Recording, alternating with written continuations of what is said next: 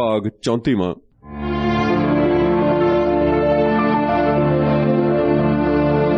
मरते मुजाहिद संत जरनैल सिंह जी खालसा पिंडरावाले।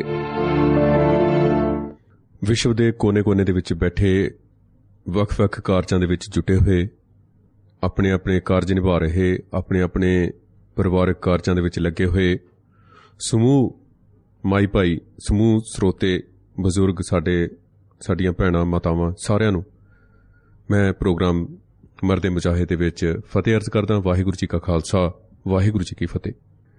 34वां अज अध्याय है, 34वां एपीसोड है, जिहदे तहत असीं बाबा जरनैल सिंह जी खालसा पिंडरावालिआं दी जिहड़ी कुर्बानी है, शहादत है ते उन्हां दी शख्सियत है, उहदे बारे असीं गलबात कर रहे हैं। 1978 तो लैके 1984 तक के सिर्फ 6 साल के समय के अंदर अंदर बाबा जरनैल सिंह ने कौम नूं वो राह दिखाया, वो सिद्धांत दिता, वो एजेंडा कौम के सामने रखिया जिसनूं होर कोई भी जिहड़ा कागज तक कोई अपने आप हाउंदा जापा इस गल दा वो नहीं दे सकिया। असीं 33वें अध्याय दे विच गलबात कर रहे सी कि किस तरीके नाल जिस वेले फौज श्री दरबार साहिब दीआं बरूहां ते खड़ी सी, श्री अकाल तख्त साहिब दीआं बरूहां ते खड़ी सी ते टैंकां दे राहीं अकाल तख्त दे उत्ते मींह वांग गोले भराए जा रहे सन। उस वेले भी बाबा जरनैल सिंह अते उन्हां दे सिंह सन जिहड़े पूरी चढ़दी कला दे नाल फौज दा पूरी तरह मुकाबला कर रहे सन ते उन्हां ने कह दिता सी अपने सिंघां नूं कि तुहाडा जीवन सिख कौम दी अमानत है ते इसलिए तुसीं इहदी हर वेले ते हर हालत 'च कदर करनी है ते समय दे नाल नाल इस अमानत नूं पंथ दी आन ते शान ते चढ़दी कला दी खातर ही खर्च करना है ते पंथ दे लेखे लाउणा है इस सरीर नूं। ते वाहिगुरू ने खालसा पंथ दीआं नौजवान पीढ़ियां नूं नेड़े तेड़े किते भविख दे विच ते दूर किते लम्मा समा पैण दे बाद भी समय दीआं लोड़ां मंगां ते उहदे मुताबक सिख कौम दी हर पक्षां तो सेवा करन दे बड़े ही खुले ते बहुत वड्डे मौके देने ने। ते क्योंकि तुसीं हुण अज फेर उस राह दे उपर तुर पए हो जिस दे उपर चलदिआं होए तुहानूं ते आउण वाले समयां दे वारसां नूं सेवा घालना ते कुर्बानी दे कर्म कारजां दी कोई घाट नहीं रहनी हैगी ते तुसीं अज दीआं पीढ़ियां ने खालसा राज की प्राप्ति की खातर अपना लहू डोलना है ते आउण वालियां जिहड़ियां पीढ़ियां नूं भी खालसा राज दीआं बुनियादां नूं मजबूत बनाउण ते उहदी सिरजना उसारी ते स्थापति नूं हर पक्ष तो ताकतवर बनाउण पक्षों बहुत कुछ करना है। तुसीं तुहाडीआं जिम्मेवारियां बहुत वड्डियां ने, तुहाडीआं सेवावां बहुत ज़्यादा ने, साथों भी किते वध तुहानूं कुर्बानी करनी पैनी है। बस जिस रूप दे विच सेवा तुसीं कर सकते होए, जिस रूप दे विच भी तुसीं घालना ते कुर्बानी दा मौका तुहानूं हत्थ लगे, तुसीं उसनूं हत्थों नहीं जाण देना। तां कुछ ਸਿੰਘਾਂ नूं ਉਹ कह रहे ने कि जे किसे तो इस हालत दे विच इत्थों निकलिया जाता तो वह इत्थों निकल जाना चाहिए उस सिंह नूं ते उसनूं आउण वाले समय दे विच जो जिम्मेवारी बनती है उसकी वो निभाउणी चाहिए है उसनूं। सो वो लगातार कह रहे ने कि संभल के सारे पासियां तो चौकस रहंदे हुए दुश्मनां दी ते सज्जनां दी पछाण रखते हुए ते पंथ दे अंदर सन लाउण वाले स्वार्थियां, मौका परस्तां, खतरनाक किस्म के घुसपैठियां, बहुरूपियां ते जिहड़े भेस वटा के भेख दिखाए जगत को लोगन को बस कीन, इदां दे वेशधारियां, दंभियां, बाणी ते बाणे दी ओट दे विच पंथ दा जिहड़ा नुकसान करन वालियां पंथक गदारां दे उपर हमेशा तिखी नज़र रखण ओह चौकस कर रहे ने। ओह नाल नाल जिस कौम दे जरनैल नूं पता होवे कि चंद मिंटां दे विच, चंद घंटिਆਂ बाद उसने इस दुनिया ते रहना नहीं, उसने खत्म हो जाना, उसके शरीर ने खत्म हो जाना, वो जरनैल कौम नूं राह दस रहा उस वेले, उसनूं अपने शरीर दी, अपनी जान दी कोई परवाह नहीं, वो फिर भी राह दस रहा कौम के नौजवानों नूं कि तुसीं जेकर इत्थों निकल सकते हो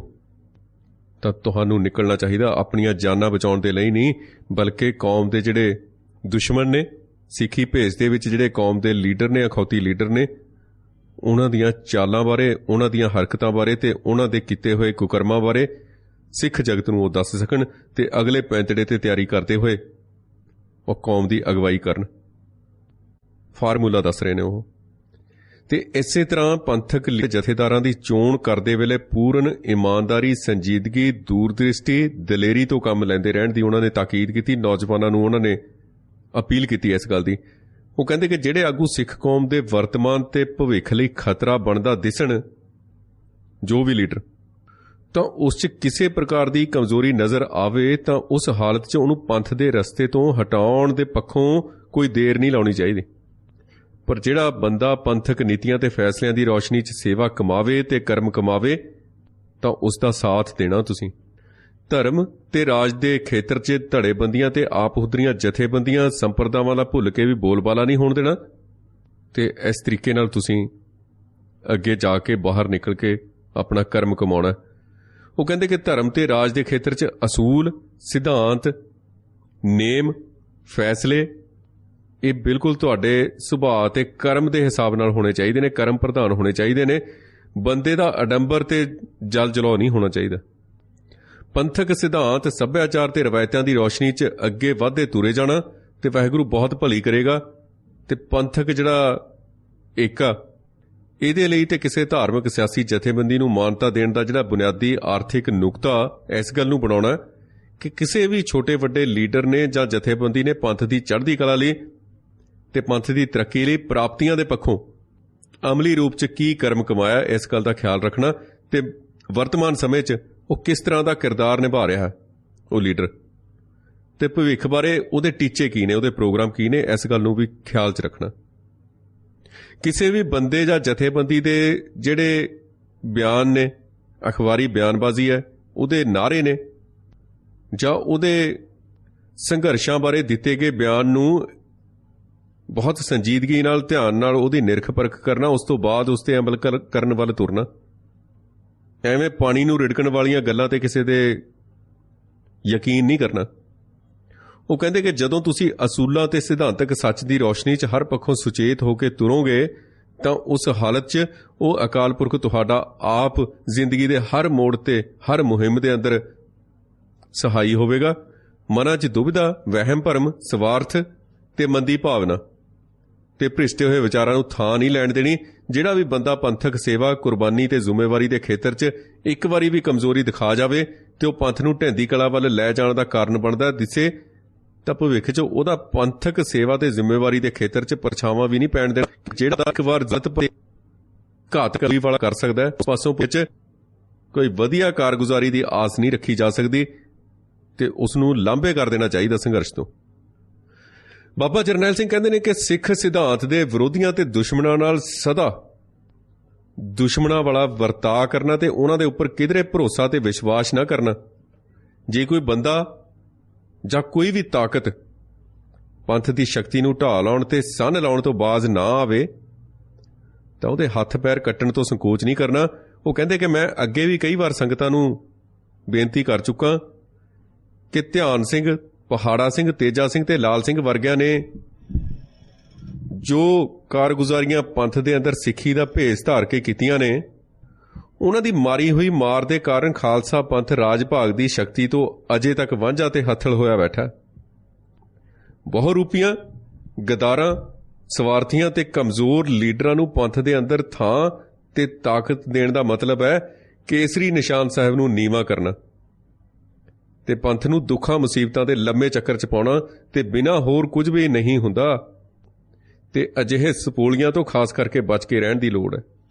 ਬੜੇ ਸਪਸ਼ਟ ਸ਼ਬਦਾਂ 'ਚ ਬਾਬਾ ਜਰਨੈਲ ਸਿੰਘ ਨੇ ਕਿਹਾ ਕਿ ਆਪਣਾ ਭੇਸ ਸਿੱਖੀ ਦੇ ਰੰਗ ਰੂਪ ਦੇ ਮੁਤਾਬਕ ਵਟਾਉਣਾ ਇਹ ਲੋਕ ਜਾਣਦੇ ਨੇ ਚੰਗੀ ਤਰ੍ਹਾਂ ਤੇ ਅਜਿਹੇ ਸਪੋਲੀਏ ਜਦੋਂ ਕਿਸੇ ਧਰਤੀ ਦੀ ਮਿੱਟੀ ਦਾ ਤੇ ਰੂਪ ਤੇ ਰੰਗ ਵਟਾ ਲੈਂਦੇ ਨੇ ਤਾਂ ਫਿਰ ਉਸ ਧਰਤੀ ਦੇ ਉੱਪਰ ਚੱਲਣ ਵਾਲੇ ਮਨੁੱਖਾਂ ਨੂੰ ਉਹਨਾਂ ਸਪੋਲੀਆਂ ਦੀ ਜਿਹੜੀ ਹੋਂਦ ਹੈ ਉਹਦੇ ਬਾਰੇ ਪਤਾ ਨਹੀਂ ਲੱਗਦਾ। ਜਲਦੀ ਜਦੋਂ ਉਸ ਮਿੱਟੀ ਰੰਗੇ ਸਪੋਲੀਏ ਹੱਥੋਂ ਡੰਗ ਖਾ ਕੇ ਮੌਤ ਸਹੇੜ ਲੈਂਦੇ ਨੇ ਫਿਰ ਪਤਾ ਲੱਗਦਾ। ਤੇ ਪੰਥਕ ਹਿੱਤਾਂ, ਪੰਥਕ ਹੱਕਾਂ ਨਾਲ ਖਿਲਵਾੜ ਕਰਨ ਵਾਲੇ ਬੰਦੇ ਜ਼ਬਾਨ ਦੇ ਕਿੰਨੇ ਵੀ ਮਿੱਠੇ ਤੇ ਸੁਭਾਅ ਦੇ ਕਿੰਨੇ ਵੀ ਨਰਮ ਕਿਉਂ ਨਾ ਹੋਣ, ਉਹਨਾਂ ਨੂੰ ਪੰਥ ਦਾ ਦੁਸ਼ਮਣ ਹੀ ਸਮਝਣਾ ਚਾਹੀਦਾ।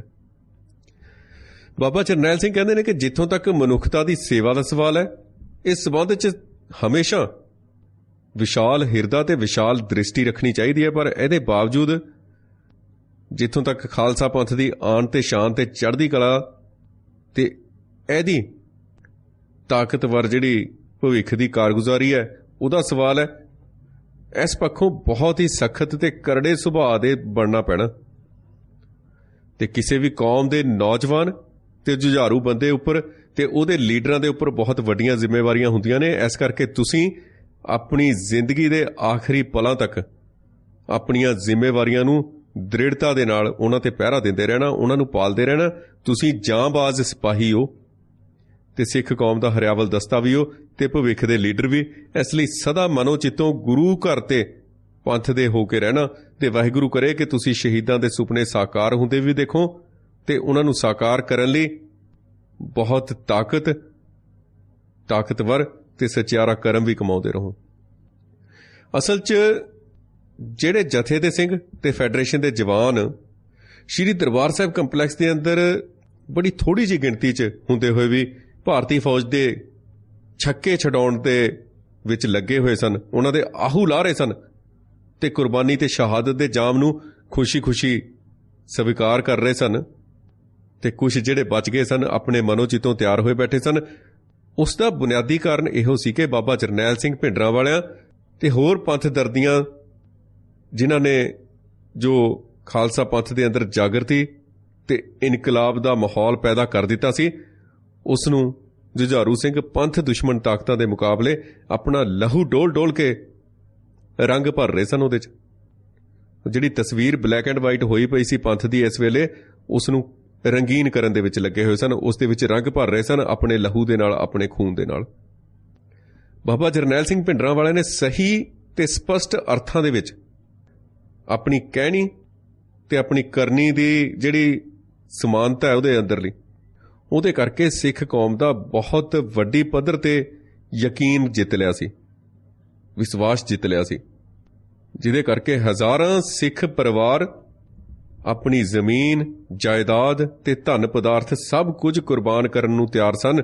ਬਹੁਤ ਸਾਰੇ ਪਰਿਵਾਰਾਂ ਨੇ ਤਾਂ ਆਪਣੇ ਜਵਾਨ ਪੁੱਤਰਾਂ ਨੂੰ ਬਾਬਾ ਜਰਨੈਲ ਸਿੰਘ ਦੀ ਸੌਂਪਣਾ 'ਚ ਇਹ ਕਹਿੰਦਿਆਂ ਹੋਇਆ ਦੇ ਰੱਖਿਆ ਸੀ ਕਿ ਮਹਾਂਪੁਰਸ਼ੋ, ਇਹ ਪੰਥ ਦੀ ਤੇ ਗੁਰੂ ਘਰ ਦੀ ਅਮਾਨਤ ਹੈ, ਜਿੱਥੇ ਦਿਲ ਕਰੇ ਇਸ ਅਮਾਨਤ ਨੂੰ ਉੱਥੇ ਹੀ ਲੇਖੇ ਲਾ ਲਿਓ।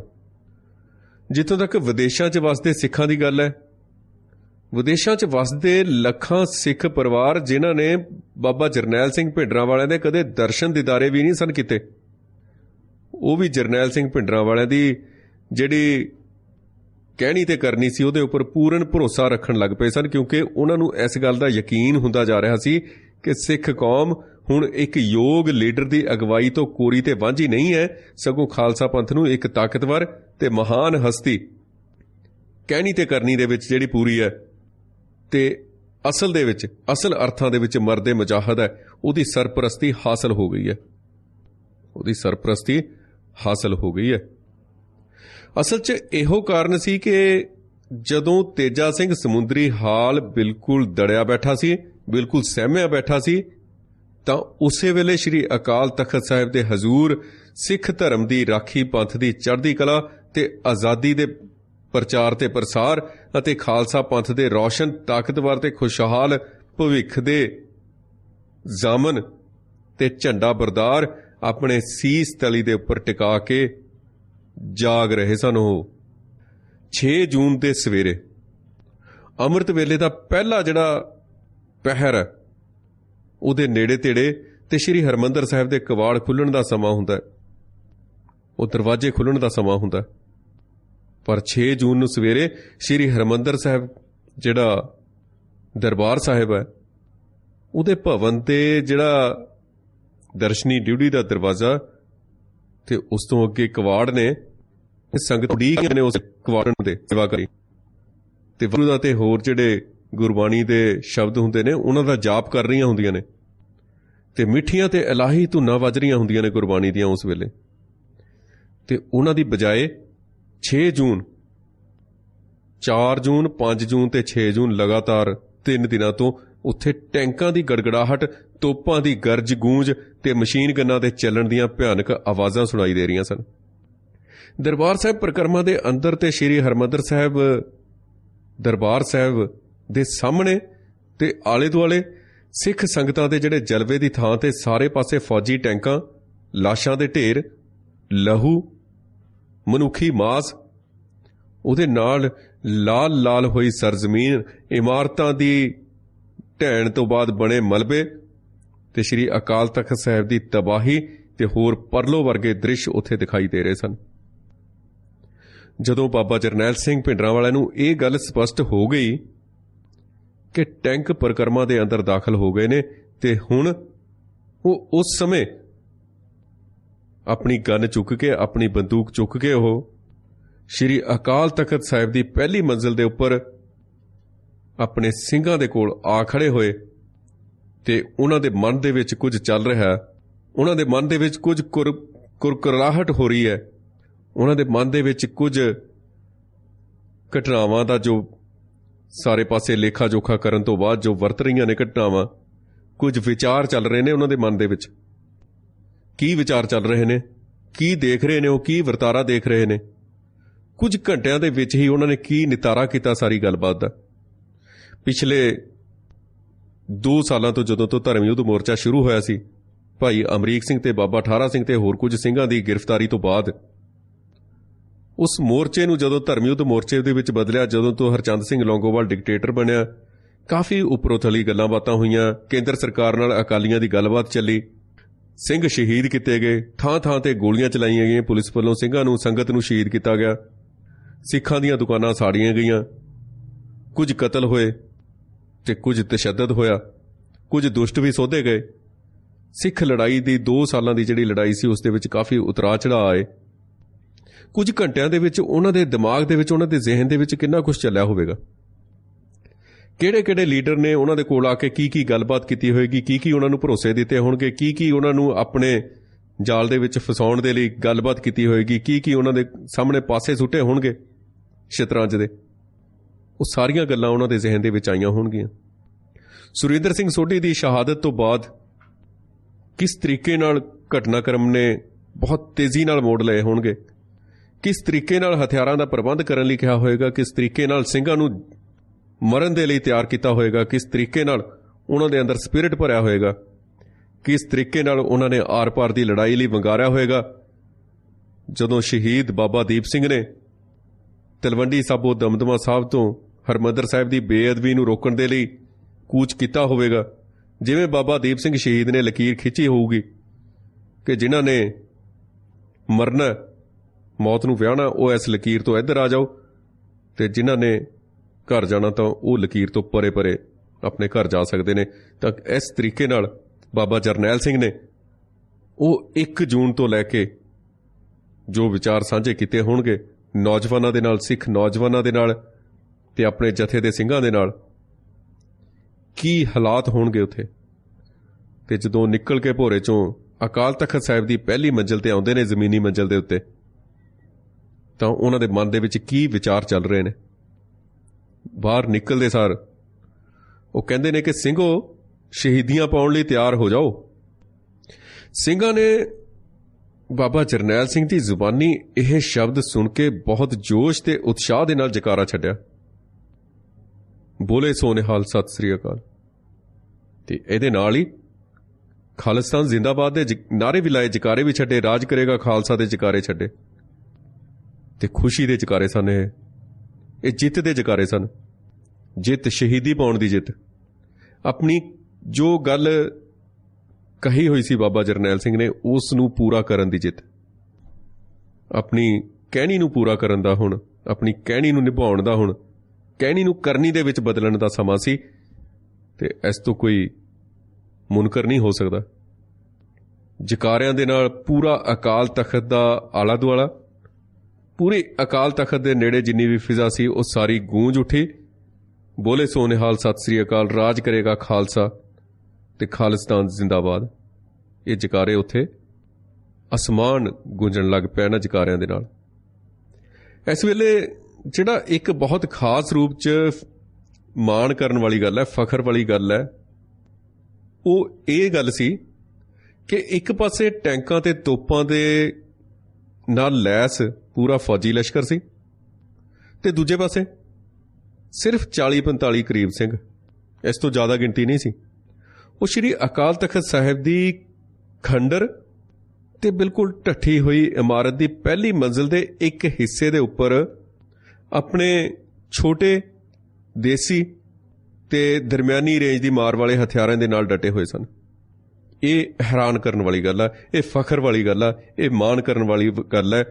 ਦੁਨੀਆ ਦੀ, ਵਿਸ਼ਵ ਦੀ, ਸੰਸਾਰ ਦੀ 6ਵੀਂ ਤਾਕਤ ਹੋਵੇ, ਫੌਜੀ ਤਾਕਤ, 6ਵੀਂ ਤਾਕਤ, ਤੇ ਉਹਦਾ ਮੁਕਾਬਲਾ ਕਰ ਰਹੇ ਨੇ 40-45 ਸਿੰਘ ਜਿਹੜੇ ਤਨਖਾਹਾਂ ਨਹੀਂ ਲੈ ਰਹੇ, ਜਿਨ੍ਹਾਂ ਨੂੰ ਕਿਸੇ ਦਬਾਅ ਦੇ ਵਿੱਚ ਉੱਥੇ ਅੱਗੇ ਨਹੀਂ ਲਾਇਆ ਗਿਆ, ਇਹਨਾਂ ਨੂੰ ਡਰਾ ਕੇ ਲਾਲਚ ਦੇ ਕੇ ਲਾਇਆ ਗਿਆ।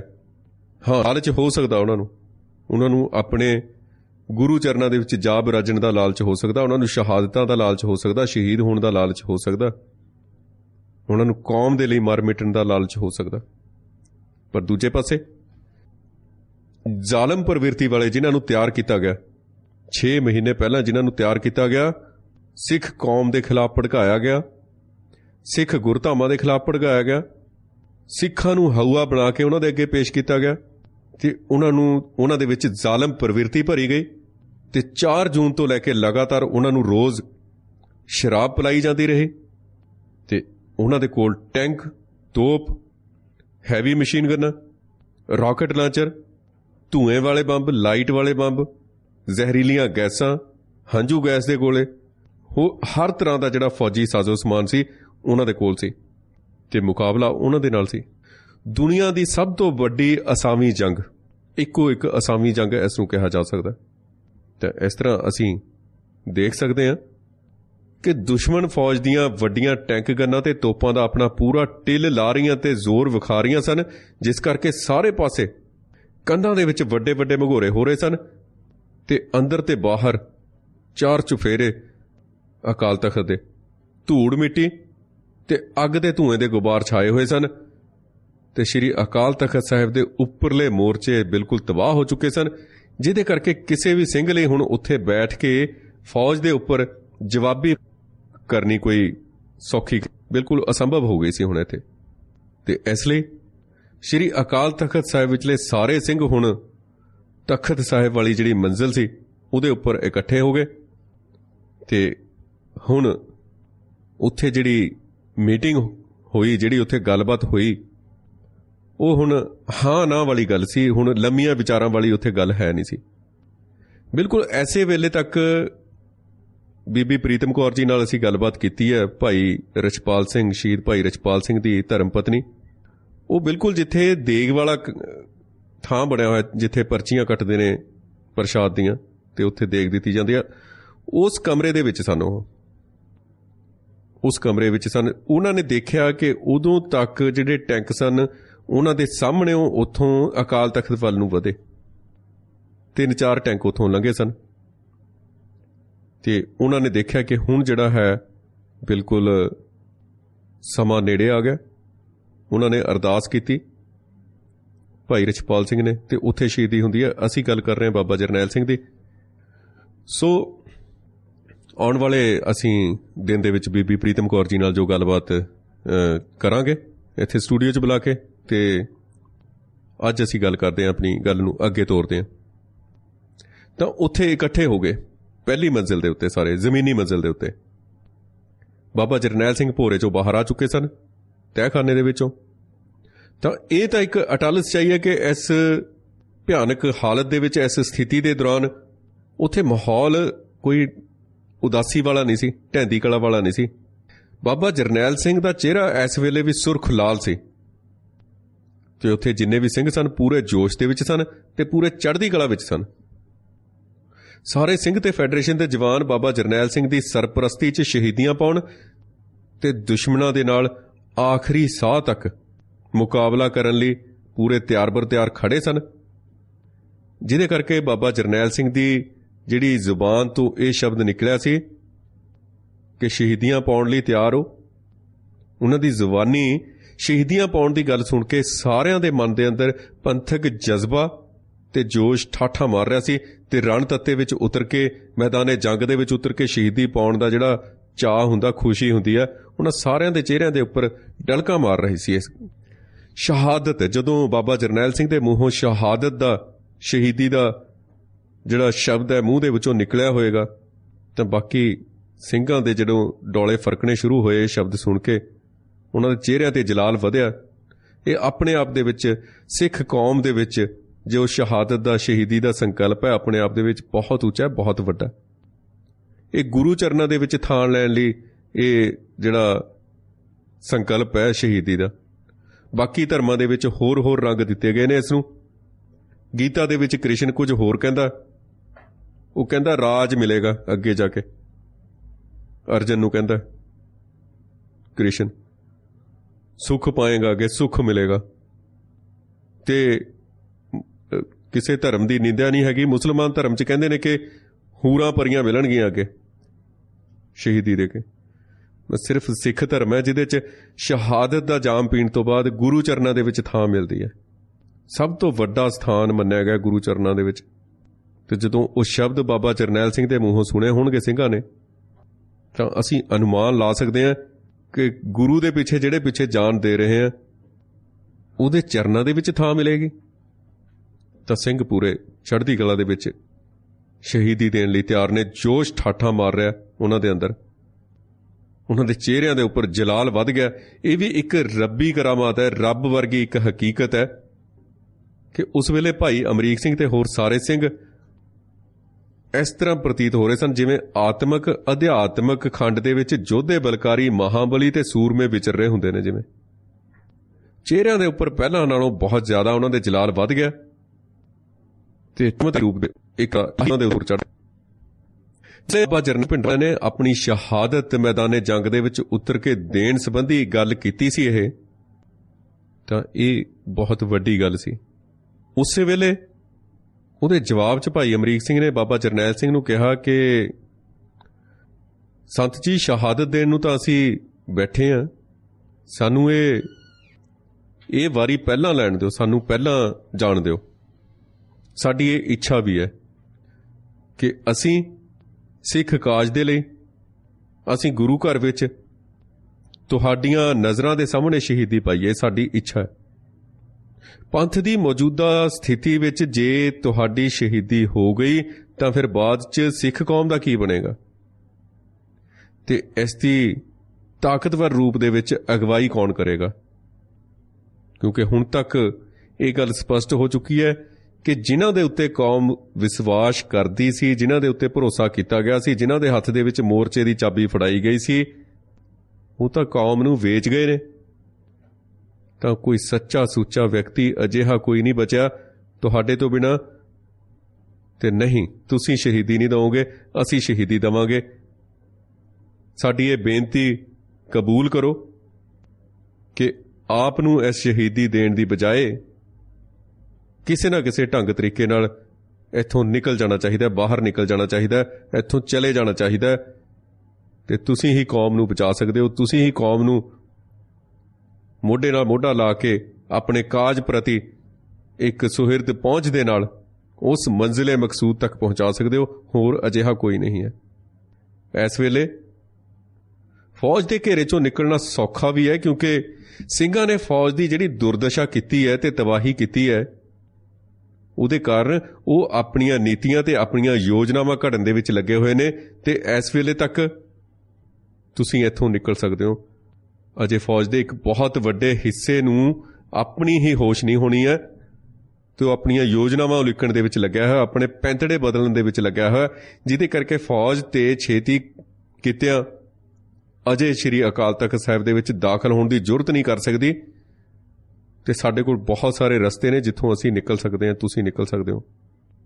ਤੇ ਜਥੇ ਦੇ ਕੁਝ ਸਿੰਘ ਤੇ ਫੈਡਰੇਸ਼ਨ ਦੇ ਜਵਾਨ ਜਿਹੜੇ ਹੈ ਨੇ, ਨੌਜਵਾਨ, ਉਹ ਬਹੁਤ ਭੇਤੀ ਨੇ ਇੱਥੋਂ ਦੇ ਰਸਤਿਆਂ ਦੇ, ਇੱਥੇ ਪਿਛਲੇ ਪਾਸੇ ਪੈਂਦੇ ਗਲੀ ਮੁਹੱਲਿਆਂ ਦੇ, ਤੇ ਬਹੁਤ ਸਾਰੇ ਨਿਕਲ ਵੀ ਗਏ ਨੇ।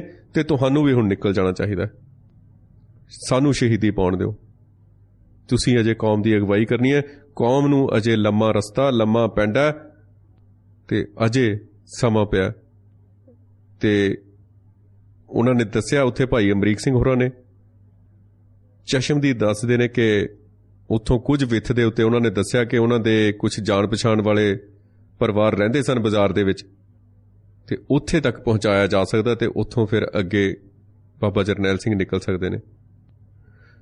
ਸੋ ਉਹਨਾਂ ਨੇ ਕਿਹਾ ਕਿ ਤੁਹਾਡੀ ਇਸ ਵੇਲੇ ਸਿੱਖ ਕੌਮ ਨੂੰ ਬਹੁਤ ਜ਼ਿਆਦਾ ਲੋੜ ਹੈ ਤੇ ਤੁਸੀਂ ਬਾਹਰ ਹੋਵੋਗੇ ਤਾਂ ਕੌਮ ਨੂੰ ਅਗਵਾਈ ਤੇ ਤਾਕਤ ਮਿਲਦੀ ਰਹੇਗੀ। ਬਾਬਾ ਜਰਨੈਲ ਸਿੰਘ ਭਾਈ ਅਮਰੀਕ ਸਿੰਘ ਵੱਲੋਂ ਕਹੀ ਇਹ ਗੱਲ ਸੁਣ ਕੇ ਖੁੱਲ੍ਹ ਕੇ ਹੱਸੇ, ਮਜ਼ਾਕ ਜਿਹਾ ਕਰਕੇ ਹੱਸੇ ਖੁੱਲ੍ਹ ਕੇ। ਤੇ ਫਿਰ ਭਾਈ ਅਮਰੀਕ ਸਿੰਘ ਦੇ ਚਿਹਰੇ ਦੇ ਉੱਪਰ ਨਜ਼ਰ ਫੇਰੀ ਉਹਨਾਂ ਨੇ ਤੇ ਬੜੇ ਠਰਮੇ ਨਾਲ ਕਿਹਾ, ਕਹਿੰਦੇ ਪ੍ਰਧਾਨ ਜੀ ਵਾਹਿਗੁਰੂ ਭਲੀਆਂ ਕਰੇਗਾ। ਖਾਲਸਾ ਪੰਥ ਦੀ ਜੁਗੋ ਜੁਗ ਅਟੱਲ ਰੂਪ ਦੇ ਵਿੱਚ ਅਗਵਾਈ ਦਾ ਜਿਹੜਾ ਸਰੋਤ ਹੈ ਸ਼੍ਰੀ ਗੁਰੂ ਗ੍ਰੰਥ ਸਾਹਿਬ ਜੀ ਮਹਾਰਾਜ ਆਪ ਹੈ। ਅਗਵਾਈ ਉਹਨੇ ਕਰਨੀ ਹੈ, ਮੈਂ ਨਹੀਂ ਕਰਨੀ ਹੈਗੀ। ਇਹ ਹੁਣ ਤੱਕ ਵੀ ਅਗਵਾਈ ਮੈਂ ਨਹੀਂ ਸੀ ਕਰ ਰਿਹਾ, ਇਹ ਗੁਰੂ ਗ੍ਰੰਥ ਸਾਹਿਬ ਜੀ ਕਰ ਰਹੇ ਸਨ। ਜਿਹੜਾ ਵੀ ਬੰਦਾ, ਜਿਹੜਾ ਵੀ ਵਿਅਕਤੀ, ਆਮ ਖਾਸ ਛੋਟਾ ਵੱਡਾ ਕੋਈ ਵੀ ਸ਼੍ਰੀ ਗੁਰੂ ਗ੍ਰੰਥ ਸਾਹਿਬ ਦੇ ਉੱਤੇ ਭਰੋਸਾ ਕਰਕੇ ਉਹ ਤੋਂ ਹੁਕਮ ਲਏਗਾ, ਉਹ ਅਗਵਾਈ ਕਰਨ ਦੇ ਯੋਗ ਆਪੇ ਹੀ ਹੋ ਜਾਵੇਗਾ। ਅੱਜ ਦਾਸ ਜੋ ਕੁਝ ਵੀ ਹੈ ਇਸ ਇਲਾਹੀ ਤੇ ਜੁਗੋ ਜੁਗ ਅਟਲ ਗੁਰਬਾਣੀ ਦੀ ਅਗਵਾਈ ਦੇ ਕਰਕੇ ਹੈ। ਤੇ ਇਸ ਇਲਾਹੀ ਜੋ ਸਰੋਤ ਹੈ, ਇਹ ਇਲਾਹੀ ਸਰੋਤ ਦੀ ਰੋਸ਼ਨੀ ਤੇ ਤਾਕਤ ਦੇ ਭੰਡਾਰ, ਬਹੁਤ ਵੱਡਾ ਭੰਡਾਰ ਹੈ ਇਹ। ਇਹਦੇ ਬਰਾਬਰ ਕੋਈ ਦੁਨੀਆ ਦਾ ਖਜ਼ਾਨਾ ਨਹੀਂ ਹੈਗਾ। ਖਾਲਸਾ ਪੰਥ ਨੇ ਅੱਜ ਤੱਕ ਜਿਹੜੀ ਵੀ ਅਗਵਾਈ ਇਸ ਰੋਸ਼ਨੀ ਤੋਂ ਹਾਸਲ ਕੀਤੀ ਹੈ ਉਹ ਸ਼੍ਰੀ ਗੁਰੂ ਗ੍ਰੰਥ ਸਾਹਿਬ ਜੀ ਮਹਾਰਾਜ ਦੀ ਇਲਾਹੀ ਜੋਤ ਸਰੂਪ ਗੁਰੂ ਸਾਹਿਬਾਨ ਦੇ ਜੀਵਨ ਤੇ ਪਵਿੱਤਰ ਗੁਰਧਾਮਾਂ ਨਾਲ ਜੁੜੇ ਹੋਏ ਸੱਚ ਤੇ ਉਸੇ ਵਿਰਸੇ ਤੋਂ ਹਾਸਲ ਕੀਤੀ ਹੈ। ਅੱਜ ਤੱਕ ਜੋ ਮੈਂ ਤਿਲਫੁਲ ਰੂਪ 'ਚ ਸਿੱਖ ਕੌਮ ਦੀ ਸੇਵਾ ਕੀਤੀ ਹੈ ਜਾਂ ਨਿਭਾਉਂਦਾ ਚਲਿਆ ਆ ਰਿਹਾ, ਇਹ ਗੁਰੂ ਘਰ 'ਚੋਂ ਹਾਸਲ ਕੀਤੀ ਹੋਈ ਉਸ ਰੋਸ਼ਨੀ ਸ਼੍ਰੀ ਗੁਰੂ ਗ੍ਰੰਥ ਸਾਹਿਬ ਦੀ ਅਗਵਾਈ ਤੇ ਉਸ ਦੀ ਸ਼ਕਤੀ ਕਰਕੇ ਨਿਭਾਉਂਦਾ ਚਲਿਆ ਆ ਰਿਹਾ। ਇਸ ਕਰਕੇ ਮੇਰੀ ਸ਼ਹਾਦਤ ਤੋਂ ਬਾਅਦ ਵੀ ਵਾਹਿਗੁਰੂ ਜ਼ਰੂਰ ਭਲੀ ਕਰੇਗਾ ਤੇ ਮੇਰੇ ਪਿੱਛੋਂ ਵਾਹਿਗੁਰੂ ਸੱਚੇ ਪਾਤਸ਼ਾਹ ਪੰਥ ਦੀ ਚੜ੍ਹਦੀ ਕਲਾ ਲਈ ਕਿਸੇ ਵੀ ਤਰੀਕੇ ਨਾਲ ਸਿੰਘਾਂ ਦੇ ਵਿੱਚ ਆਪ ਵਾਸਾ ਕਰਕੇ ਕਿਸੇ ਸਿੰਘ ਨੂੰ ਸੇਵਾ ਜ਼ਰੂਰ ਬਖਸ਼ੇਗਾ। ਤੇ ਇਸ ਵੇਲੇ ਮੇਰਾ ਜਿਹੜਾ ਅੰਤਰਮਨ ਹੈ, ਅੰਤਰ-ਆਤਮਾ ਹੈ ਮੇਰੀ, ਇਹੋ ਹੀ ਮੈਨੂੰ ਦੱਸ ਰਹੀ ਹੈ ਕਿ ਮੈਨੂੰ ਮੈਦਾਨੇ ਜੰਗ ਦੇ ਵਿੱਚ ਨਿਕਲ ਕੇ ਬਾਹਰ ਆ ਕੇ ਇਹ ਸੀਸ ਗੁਰੂ ਘਰ ਤੇ ਗੁਰੂ ਪੰਥ ਦੇ ਲੇਖੇ ਲਾ ਦੇਣਾ ਚਾਹੀਦਾ। ਤੇ ਜੇ ਸੱਚ ਪੁੱਛੋ ਭਾਈ ਸਾਹਿਬ, ਪ੍ਰਧਾਨ ਜੀ, ਜੇ ਸੱਚ ਪੁੱਛੋ ਤਾਂ ਦਾਸ ਨੇ ਅੱਜ ਤੱਕ ਗੁਰੂ ਘਰ ਚੋਂ ਜਦੋਂ ਵੀ ਆਪਣੇ ਲਈ ਕੁਝ ਮੰਗਿਆ ਤਾਂ ਉਹ ਧਰਮ ਦੀ ਰਾਖੀ ਤੇ ਖਾਲਸਾ ਪੰਥ ਦੀ ਚੜ੍ਹਦੀ ਕਲਾ ਲਈ ਸ਼ਹੀਦੀ ਦੀ ਦਾਤ ਮੰਗੀ ਹੈ, ਜਦੋਂ ਵੀ ਅਰਦਾਸ ਕੀਤੀ ਹੈ। ਤੇ ਖਾਲਸਾ ਪੰਥ ਨੇ ਆਉਣ ਵਾਲੇ ਸਮੇਂ 'ਚ ਆਪਣਾ ਰਾਹ ਗੁਰੂ ਘਰ ਦੀ ਰੋਸ਼ਨੀ 'ਚ ਆਪੇ ਲੱਭ ਲੈਣਾ। ਤੁਸੀਂ ਦੇਖਦੇ ਜਾਇਓ। ਵਾਹਿਗੁਰੂ ਕਰੇ ਕਿ ਹੁਣ ਖਾਲਸਾ ਪੰਥ ਬਾਣੀ ਤੇ ਬਾਣੇ ਦੀ ਓਟ ਦੇ ਵਿੱਚ ਧੋਖਾ ਦੇਣ ਵਾਲੇ ਜਥਾ ਤੇ ਚੌਕਸਾਂ ਉਹਨਾਂ ਦੇ ਜਿਹੜੇ ਅਡਨੇੜੇਬਾਜ਼ੀਆਂ ਨੇ ਤੇ ਜਲਜਲੋ ਹੈ, ਉਹਨਾਂ ਦਾ ਰੋਹਬ ਦਾਬ ਹੈ, ਉਹਦੇ 'ਚੋਂ ਪੈਦਾ ਹੋਣ ਵਾਲੇ ਘਾਤਕ ਪਰਛਾਵਿਆਂ ਦੇ ਮਾਰੂ ਅਸਰ ਨੂੰ ਸਮਝਣ ਦੇ ਸਮਰੱਥ ਬਣਿਆ ਰਹੇ। ਤੇ ਬਾਬਾ ਜਰਨੈਲ ਸਿੰਘਾਂ ਨਾਲ ਕੁਝ ਸਮੇਂ ਤੱਕ ਜਦੋਂ ਇਹ ਵਿਚਾਰਾਂ ਸਾਂਝੀਆਂ ਕਰ ਰਹੇ ਸਨ ਤਾਂ ਇਹ ਮਿੰਟਾਂ ਦਾ ਜਿਹੜਾ ਹੈ ਨਾ ਹਿਸਾਬ ਕਿਤਾਬ ਹੈ, ਇਹ ਇੱਥੋਂ ਸਮਾਂ ਬਹੁਤ ਤੇਜ਼ੀ ਨਾਲ ਅੱਗੇ ਵੱਧ ਰਿਹਾ। ਸ਼ਹਾਦਤ ਦਾ ਫਿਰ ਇੱਥੇ ਲਾਲਚ ਹੈ ਹੁਣ ਮਨ ਦੇ ਵਿੱਚ। ਸ਼ਹਾਦਤ ਦੇਣ ਦਾ ਸਮਾਂ ਇੱਥੇ ਉਸ ਨੂੰ ਪਰਖਿਆ ਗਿਆ, ਉਸ ਨੂੰ ਦੇਖਿਆ ਗਿਆ। ਸ਼ਹਾਦਤ ਸਾਨੂੰ ਸਮਝਣ ਦੀ ਗੱਲ ਹੈ। 1 ਜੂਨ ਨੂੰ ਵੀ ਦਿੱਤੀ ਜਾ ਸਕਦੀ ਸੀ, 2 ਜੂਨ ਨੂੰ ਵੀ ਦਿੱਤੀ ਜਾ ਸਕਦੀ ਸੀ, 3 ਜੂਨ ਨੂੰ ਵੀ ਹੋ ਸਕਦੀ ਸੀ, 4 ਜੂਨ ਨੂੰ ਵੀ ਹੋ ਸਕਦੀ ਸੀ, 5 ਜੂਨ ਨੂੰ ਵੀ ਹੋ ਸਕਦੀ ਸੀ। ਪਰ ਜੋ ਕਹਿਣੀ ਸੀ ਬਾਬਾ ਜਰਨੈਲ ਸਿੰਘ ਦੀ ਕਿ ਫੌਜ ਇੱਕ ਵਾਰ ਦਰਬਾਰ ਸਾਹਿਬ ਵੱਲ ਮੂੰਹ ਕਰੇ ਸਹੀ, ਅਸੀਂ ਸੱਥਰ ਲਾ ਦਿਆਂਗੇ, ਅਸੀਂ ਲੋਥਾਂ ਦੇ ਢੇਰ ਲਾ ਦਿਆਂਗੇ, ਉਹ ਕਰਕੇ ਵਿਖਾਇਆ ਉਹਨਾਂ ਨੇ। ਉਹ ਕਰਕੇ ਵਿਖਾਇਆ। ਹਜ਼ਾਰਾਂ ਦੀ ਗਿਣਤੀ ਦੇ ਵਿੱਚ ਫੌਜੀਆਂ ਦੇ ਸੱਥਰ ਲਾਹੇ ਉੱਥੇ। ਤੇ ਇਹ ਉਹਨਾਂ ਨੂੰ ਭਰੋਸਾ ਸੀ ਸਾਹਿਬ ਸ਼੍ਰੀ ਗੁਰੂ ਗ੍ਰੰਥ ਸਾਹਿਬ ਵੱਲੋਂ ਲਈ ਗਈ ਅਗਵਾਈ ਦੇ ਉੱਤੇ, ਉੱਥੋਂ ਲਈ ਗਈ ਤਾਕਤ ਦੇ ਉੱਤੇ, ਉੱਥੋਂ ਜੋ ਸ਼ਕਤੀ ਲਈ ਗਈ, ਰੌਸ਼ਨੀ ਲਈ ਗਈ, ਉਸ ਦੇ ਉੱਤੇ ਬਾਬਾ ਜਰਨੈਲ ਸਿੰਘ ਨੂੰ ਪੂਰਾ ਭਰੋਸਾ ਸੀ। ਤੇ ਸਾਹਿਬ ਸ਼੍ਰੀ ਗੁਰੂ ਗ੍ਰੰਥ ਸਾਹਿਬ ਦਾ ਊਟ ਆਸਰਾ ਲੈ ਕੇ ਅਕਾਲ ਪੁਰਖ ਵਾਹਿਗੁਰੂ ਤੇ ਭਰੋਸਾ ਕਰਕੇ ਜਿਹੜੀ ਲੜਾਈ ਲੜੀ ਗਈ ਸੀ, ਉਹ ਲੜਾਈ ਦੇ ਉੱਤੇ ਜੋ ਉਹਨਾਂ ਨੇ ਆਪਣੇ ਸਿੰਘਾਂ ਦੇ ਉੱਤੇ ਨਾਲ ਭਰੋਸਾ ਕਰਕੇ ਉਹ ਲੜਾਈ ਦੁਨੀਆ ਦੀ 6ਵੀਂ ਫੌਜੀ ਤਾਕਤ ਦੇ ਨਾਲ ਲਈ, ਉਸ ਦੇ ਉੱਤੇ ਉਹਨਾਂ ਨੂੰ ਭਰੋਸਾ ਸੀ। ਤਾਂ ਉਹਨਾਂ ਨੇ ਆਪਣੀ ਸ਼ਹਾਦਤ ਨੂੰ ਉਦੋਂ ਤੱਕ ਰੋਕ ਕੇ ਰੱਖਿਆ ਜਦੋਂ ਤੱਕ ਉਹਨਾਂ ਦਾ ਵਾਹ ਚੱਲਿਆ। ਹੁਣ ਤਾਂ ਸਮਾਂ ਐਵੇਂ ਖਿੱਚਣ ਦੀ ਉਹਨਾਂ ਨੇ ਸੋਚਿਆ ਕਿ ਲੋੜ ਨਹੀਂ ਹੈ, ਤੇ ਹੁਣ ਸਿੱਧੀ ਅਕਾਲ ਪੁਰਖ ਵਾਹਿਗੁਰੂ ਦੇ ਚਰਨਾਂ ਦੇ ਵਿੱਚ ਜਾਣਾ ਚਾਹੀਦਾ ਹੈ। ਅਕਾਲ ਪੁਰਖ ਵਾਹਿਗੁਰੂ ਇੰਤਜ਼ਾਰ ਕਰ ਰਹੇ ਨੇ ਉਹਨਾਂ ਦਾ। ਬਾਬਾ ਜਰਨੈਲ ਸਿੰਘ ਸਿੰਘਾਂ ਦੇ ਨਾਲ ਕੁਝ ਪਲਾਂ ਤੱਕ ਵਿਚਾਰ ਸਾਂਝੇ ਕਰਨ ਤੋਂ ਬਾਅਦ ਭਾਈ ਅਮਰੀਕ ਸਿੰਘ ਤੇ ਕੁਝ ਇੱਕ ਹੋਰ ਸਿੰਘਾਂ ਨੂੰ ਨਾਲ ਲੈ ਕੇ ਇੱਕ ਵਾਰ ਫੇਰ ਭੋਰੇ ਦੇ ਵਿੱਚ ਜਾਂਦੇ ਨੇ। ਇੱਕ ਵਾਰ ਫੇਰ ਭੋਰੇ ਦੇ ਵਿੱਚ ਚਲੇ ਗਏ। ਬਾਬਾ ਜਰਨੈਲ ਸਿੰਘ ਨੂੰ ਤੇ ਭਾਈ ਅਮਰੀਕ ਸਿੰਘ ਨੂੰ ਭੋਰੇ 'ਚ ਗਿਆ ਅਜੇ 5 ਮਿੰਟ ਹੋਏ ਹੋਣਗੇ ਕਿ ਜਨਰਲ ਸ਼ੁਬੇਗ ਸਿੰਘ ਉੱਥੇ ਆ ਜਾਂਦੇ ਨੇ। ਜ਼ਖਮੀ ਹਾਲਤ ਦੇ ਵਿੱਚ ਨੇ, ਲਹੂ ਲੁਹਾਨ ਨੇ, ਲਗਾਤਾਰ ਜਿਹੜੇ 6 ਦਿਨਾਂ ਤੋਂ ਸੋਏ ਨਹੀਂ, ਲਗਾਤਾਰ ਜਿਨ੍ਹਾਂ ਨੇ ਮੋਰਚਾਬੰਦੀ ਤੇ ਨਿਗਾਹ ਰੱਖੀ, ਲਗਾਤਾਰ ਉਹਨਾਂ ਨੇ ਥਾਂ ਥਾਂ ਤੇ ਸਿੰਘਾਂ ਨੂੰ ਐਮੂਨੀਸ਼ਨ ਪਹੁੰਚਾਇਆ, ਹਥਿਆਰ ਪਹੁੰਚਾਏ, ਖਾਣ ਪੀਣ ਦੇ ਲਈ ਉਹਨਾਂ ਨੇ ਗੁੜ ਤੇ ਛੋਲੇ ਪਹੁੰਚਾਏ। ਇੱਕ ਇੱਕ ਮੋਰਚੇ ਤੇ ਜਿਹੜੇ ਨਿਗਾਹ ਰੱਖ ਰਹੇ ਸਨ, ਹੁਣ ਉਹ ਜ਼ਖਮੀ ਹਾਲਤ ਦੇ ਵਿੱਚ ਉੱਥੇ ਪਹੁੰਚਦੇ ਨੇ ਭੋਰੇ ਦੇ ਵਿੱਚ। ਤੇ ਮੀਰੀ ਪੀਰੀ ਦੇ ਨਿਸ਼ਾਨ ਸਾਹਿਬ ਦੇ ਕੋਲੋਂ ਦੀ ਹੁੰਦਿਆਂ ਤਖਤ ਸਾਹਿਬ ਦੀ ਮੰਜ਼ਿਲ ਵੱਲ ਨੂੰ ਸੱਜੇ ਪਾਸੇ ਵੱਲ ਦੇ ਪੌੜੀਆਂ ਦੇ ਵਿਚਕਾਰੋਂ ਭੋਰੇ ਵੱਲ ਨੂੰ ਪੈਂਦੇ ਦਰਵਾਜ਼ੇ 'ਚੋਂ ਦੀ ਉਤਰਦਿਆਂ ਉਹਨਾਂ ਨੇ ਪੌੜੀਆਂ ਰਾਹੀਂ ਡਿੱਗਦੇ ਢਹਿੰਦੀ ਹਾਲਤ ਦੇ ਵਿੱਚ ਬਾਬਾ ਜਰਨੈਲ ਸਿੰਘ ਕੋਲ ਪਹੁੰਚ ਕੀਤੀ। ਉੱਥੇ ਪਹੁੰਚੇ ਉਹ ਭਾਣਾ ਵਾਪਰ ਗਿਆ ਸੀ। ਜਰਨੈਲਾਂ ਦੇ ਜਰਨੈਲ ਦਾ ਜਰਨੈਲ ਹੁਣ ਜ਼ਖਮੀ ਹੋ ਚੁੱਕਾ ਸੀ। ਬਾਬਾ ਜਰਨੈਲ ਸਿੰਘ ਦਾ ਜਰਨੈਲ ਹੁਣ ਜ਼ਖਮੀ ਹੋ ਚੁੱਕਾ ਸੀ। ਸਾਹਿਬ ਸ੍ਰੀ ਗੁਰੂ ਗੋਬਿੰਦ ਸਿੰਘ ਜੀ ਦਾ ਇੱਕ ਸਿਪਾਹੀ ਜ਼ਖਮੀ ਹੋ ਚੁੱਕਾ ਸੀ। ਤੇ ਜਨਰਲ ਸ਼ੁਬੇਗ ਸਿੰਘ ਨੇ ਜਾਂਦਿਆਂ ਹੀ ਪਹਿਲਾਂ ਫਤਿਹ ਗਜਾਈ, ਵਾਹਿਗੁਰੂ ਜੀ ਕਾ ਖਾਲਸਾ ਵਾਹਿਗੁਰੂ ਜੀ ਕੀ ਫਤਿਹ, ਤੇ ਫਿਰ ਇਹਦੇ ਨਾਲ ਹੀ ਬਹੁਤ ਚੜ੍ਹਦੀ ਕਲਾ ਤੇ ਖੁਸ਼ੀ ਦੇ ਵਿੱਚ ਉਹਨਾਂ ਨੇ ਪੂਰੇ ਚੜ੍ਹਦੀ ਕਲਾ ਦੇ ਵਿੱਚ ਆ ਕੇ ਕਿਹਾ, ਸੰਤ ਜੀ, ਅਕਾਲ ਪੁਰਖ ਵਾਹਿਗੁਰੂ ਨੇ ਦਾਸ ਤੋਂ ਜਿੰਨੀ ਸੇਵਾ ਲੈਣੀ ਸੀ ਉਹ ਲੈ ਲਈ ਲੱਗਦੀ ਹੈ, ਹੁਣ ਸਮਾਂ ਆ ਗਿਆ ਆਪਣਾ। ਪਰ ਦਾਸ ਨੂੰ ਮਾਨਸਿਕ ਤੌਰ ਤੇ ਬਹੁਤ ਖੁਸ਼ੀ ਹੈ ਤੇ ਮੈਂ ਚਾਹੁੰਦਾ ਸੀ ਕਿ ਜਾਂਦੀ ਵਾਰੀ ਤੁਹਾਡੇ ਦਰਸ਼ਨ ਕਰਕੇ ਜਾਵਾਂ ਤੇ ਜਾਂਦੀ ਵਾਰੀ ਮੈਂ ਤੁਹਾਡੇ ਚਰਨਾਂ ਦੇ ਵਿੱਚ ਬੈਠ ਕੇ ਤੁਹਾਡੇ ਕੋਲੋਂ, ਤੁਹਾਡੇ ਮੂੰਹੋਂ ਗੁਰਬਾਣੀ ਦੇ ਕੁਝ ਸ਼ਬਦ ਸੁਣ ਕੇ ਜਾਵਾਂ। ਮਨ ਲੋਚਦਾ। ਜਦੋਂ ਬਾਬਾ ਜਰਨੈਲ ਸਿੰਘ ਨੇ ਤੇ ਭਾਈ ਅਮਰੀਕ ਸਿੰਘ ਨੇ ਜਨਰਲ ਸ਼ੁਬੇਗ ਸਿੰਘ ਨੂੰ ਲਹੂ ਲੁਹਾਨ ਹਾਲਤ ਦੇ ਵਿੱਚ ਦੇਖਿਆ ਤਾਂ ਉਹਨਾਂ ਨੇ ਉਸੇ ਵੇਲੇ ਜਨਰਲ ਸ਼ੁਬੇਗ ਸਿੰਘ ਨੂੰ ਸਹਾਰਾ ਦਿੱਤਾ ਤੇ ਆਪਣੇ ਕੋਲ ਬਿਠਾ ਲਿਆ। ਉਹਨਾਂ ਦੀ ਛਾਤੀ ਦੇ ਸੱਜੇ ਹਿੱਸੇ 'ਚੋਂ ਲਹੂ ਦੀਆਂ ਧਾਰਾਂ ਵਗ ਰਹੀਆਂ ਸਨ। ਲਹੂ ਬਹੁਤ ਤੇਜ਼ੀ ਨਾਲ ਵਧ ਰਿਹਾ ਸੀ ਤੇ ਉਹਨਾਂ ਦਾ ਇੱਕ ਮੋਢਾ ਤੇ ਬਾਂਹ ਪੂਰੀ ਤਰ੍ਹਾਂ ਛਲਣੀ ਹੋਏ ਪਏ ਸਨ। ਕੋਈ 17-18 ਗੋਲੀਆਂ ਵੱਜੀਆਂ ਹੋਣਗੀਆਂ ਉਹਨਾਂ ਦੇ ਮੋਢੇ ਤੇ ਬਾਂਹ ਤੇ, ਖੱਬੇ ਮੋਢੇ ਤੇ ਬਾਂਹ ਤੇ।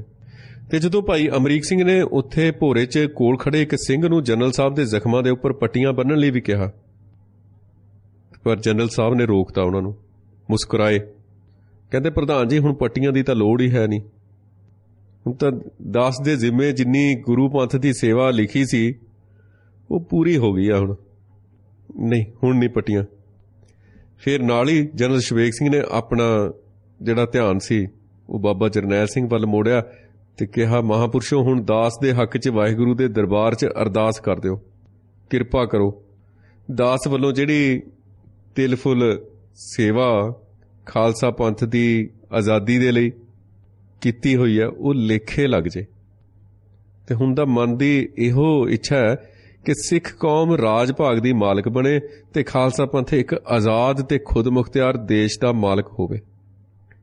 ਦੁਨੀਆ ਭਰ ਦੇ ਦੇਸ਼ਾਂ ਦੇ ਅੰਦਰ ਆਜ਼ਾਦ ਹੋਵੇ ਖਾਲਸਾ ਰਾਜ ਪੰਥ ਦਾ ਇੱਕ ਮੁਲਕ ਤੇ ਖੁਦ ਮੁਖਤਿਆਰ ਬਰਾਬਰ ਇਸਰੀ ਦੇ ਨਾਲ ਝੂਠ ਆਤਮਾ ਦੀ ਇਹੋ ਆਵਾਜ਼ ਹੈ।